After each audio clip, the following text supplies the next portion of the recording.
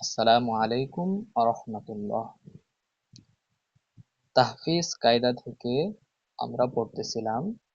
আজকে আমরা আলোচনা করব মাখরাজ নিয়ে। বিগত ক্লাসে আমরা 1 থেকে 5 পর্যন্ত মাখরাজ পড়েছিলাম। আজকে আমরা 6 থেকে 11 নম্বর পর্যন্ত মাখরাজ পড়ব ইনশাআল্লাহ। প্রথমে 6 নাম্বার মাখরাজ,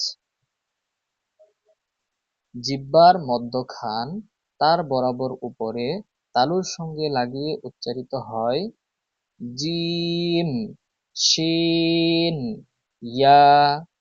আবার বলি, জিম, শিন, ইয়া। 7 নাম্বার মাখরাজ, জিহ্বার গোড়ার কিনারা উপরের মাড়ির দাঁতের গোড়ার সঙ্গে লাগিয়ে উচ্চারিত হয় ضاد। আরো একবার উচ্চারণ করি, ضاد। 8 নাম্বার মাখরাজ, জিহ্বার আগার কিনারা সামনের উপরের দাঁতের মাড়ির সঙ্গে লাগিয়ে উচ্চারিত হয় লাম, লাম। 9 নাম্বার মাখরাজ, জিহ্বার আগা তার বরাবর উপরে তালুর সঙ্গে লাগিয়ে উচ্চারিত হয় নুন। আবারও আমরা এই হরফটি উচ্চারণ করি নুন। 10 নাম্বার মাখরাজ, জিহ্বার আগার পিঠ তার বরাবর উপরে তালুর সঙ্গে লাগিয়ে উচ্চারিত হয় র, র।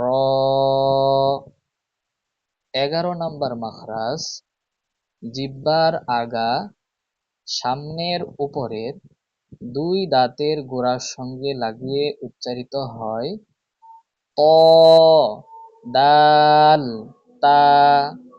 আবার উচ্চারণ করি, ত, দাল, তা। এখন আমরা প্রত্যেকটা হরফ একবার করে উচ্চারণ করি। জিম, শিন, ইয়া, ضاد، লাম, নুন, র, ত, দাল, তা। মাশাআল্লাহ।